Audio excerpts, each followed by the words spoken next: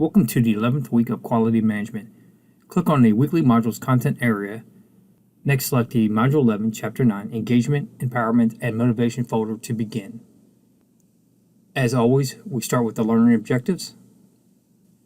Next, we have the assignment summary, which is to review this video, read Chapter 9, review the Chapter 9 PowerPoint presentation. The assignments are the peer-to-peer discussion empowering employees, and the seconds from a disaster analysis paper, and lastly you have the Chapter 9 quiz. Next we have the instructional content, which contains this video, the reading assignment, and a PowerPoint presentation for Chapter 9. Next we have the peer-to-peer discussion empowering employees. Keep in mind your initial post is always due by Wednesday at 11:59 Eastern Standard Time, and then your replies are due by Sunday 11:59 p.m. Eastern Standard Time. There are some students who are not replying, and keep in mind, if you do not reply to other posts, you will not receive credit.